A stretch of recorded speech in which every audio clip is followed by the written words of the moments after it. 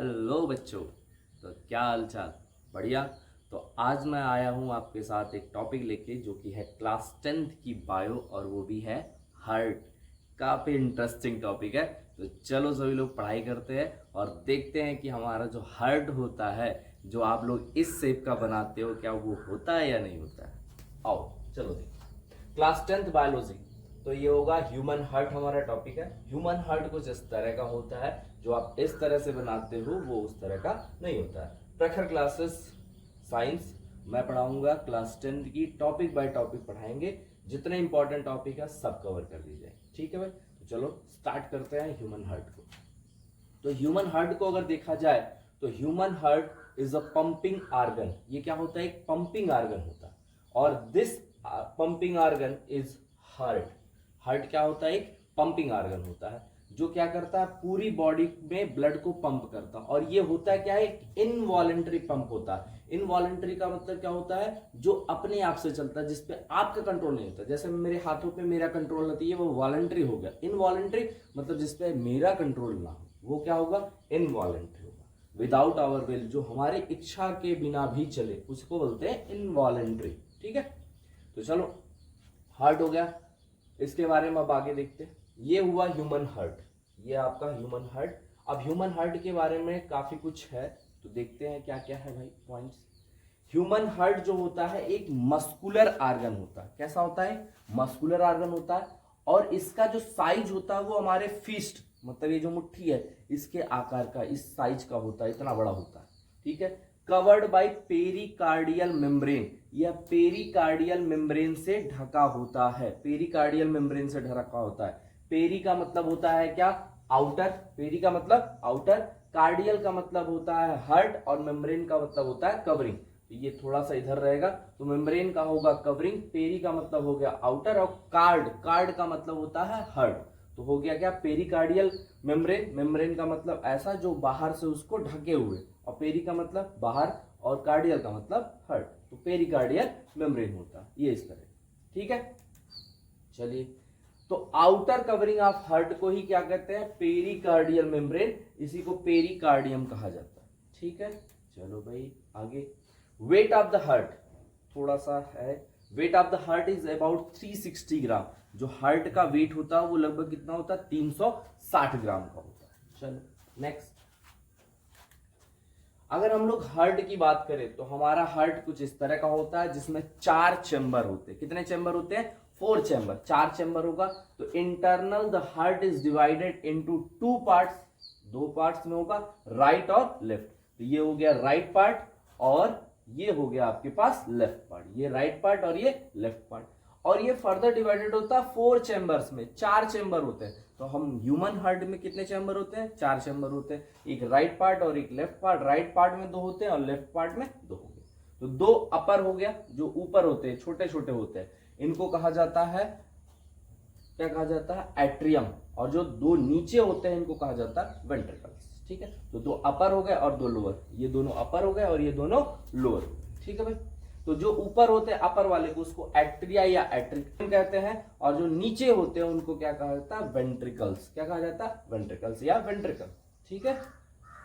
अब जो human heart है वो अगर हम ऐसे खड़े हो जाएं तो ह्यूमन हार्ट यहाँ पे हुआ, लेफ्ट साइड में होगा, रिबकेज के नीचे। तो यहाँ पे अगर हुआ हार्ट तो ये हुआ राइट पार्ट और ये हुआ लेफ्ट पार्ट। तो ये राइट पार्ट और ये लेफ्ट पार्ट, ठीक है। चलो इसके आगे देखते हैं। कह रहा है क्या कि जो राइट पार्ट वाला होगा उसमें ऊपर वाला होता है राइट एट्रियम, और इसके जस्ट नीचे होता है राइट वेंट्रिकल। ये होगा लेफ्ट एट्रियम और ये होगा लेफ्ट वेंट्रिकल। तो चलो देखो, राइट एट्रियम, राइट एट्रियम के बाद हो गया राइट वेंट्रिकल। ऊपर जाओगे तो हो गया आपके पास लेफ्ट एट्रियम, और लेफ्ट एट्रियम के बाद ये हो गया लेफ्ट वेंट्रिकल।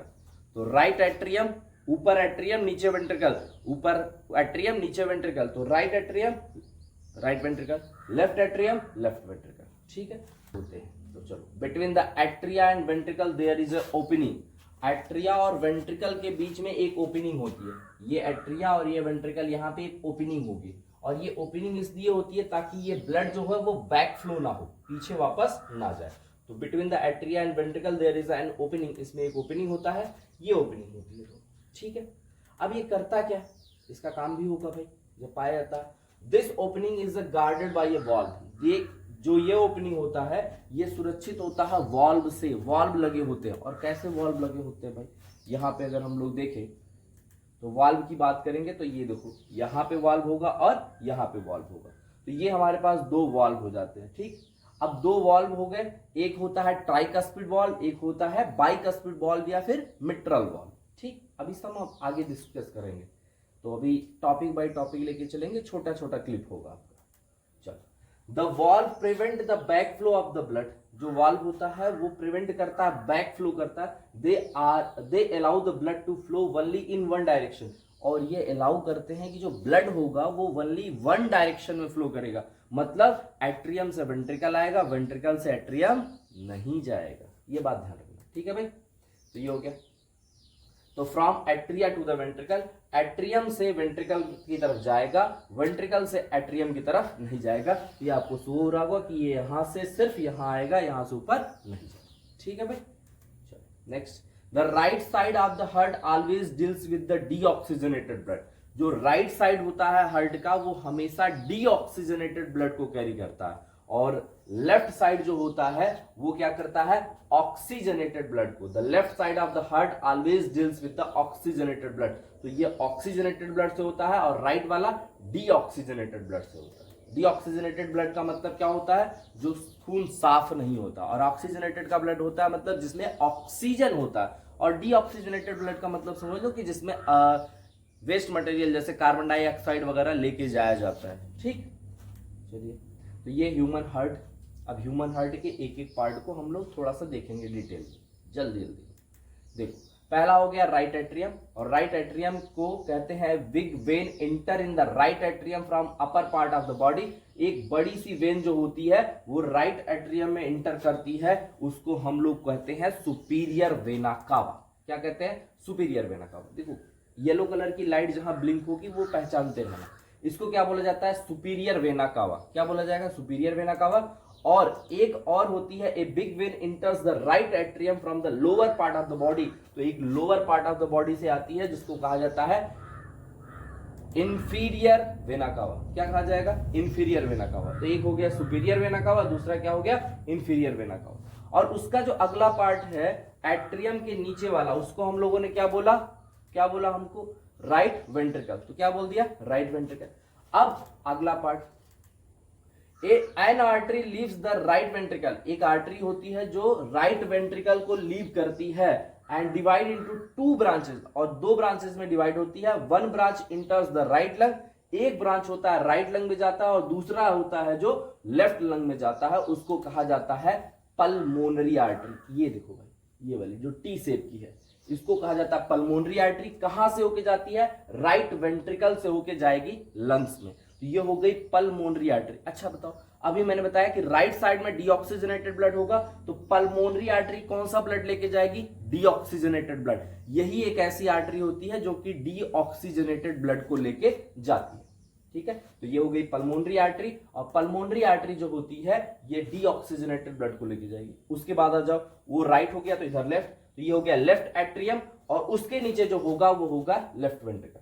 तो अब left atrium, 4 veins इंटर्स the left atrium, 4 veins होती है लेफ्ट वेंट्रिकल में इंटर करती हैं, 2 from the right lung and 2 from the left lung.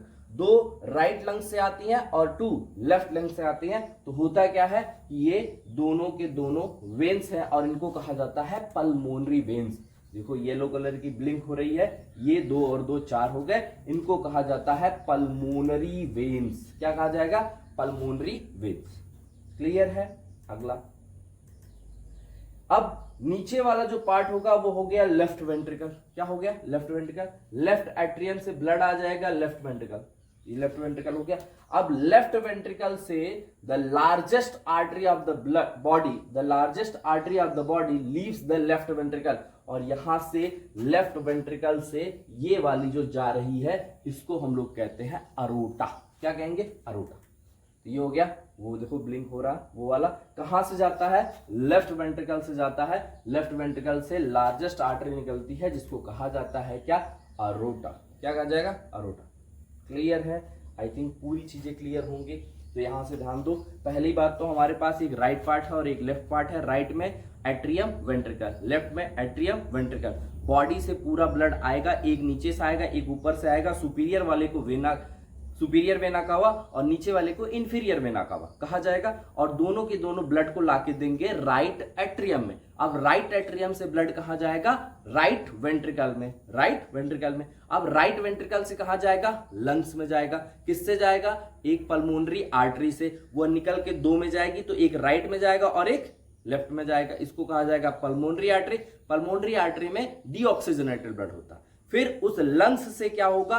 4 veins आके कनेक्ट होंगी हार्ट में, जो कि लेके आएंगी ऑक्सीजनेटेड ब्लड, और ये होगा पल्मोनरी वेन। क्या होगा? Pulmonary vein. कहां लेके आएगी? लेफ्ट एट्रियम में। उसके बाद ब्लड कहां जाएगा? राइट एट्रियम में। राइट एट्रियम से एरोटा लेके पूरे बॉडी को सप्लाई।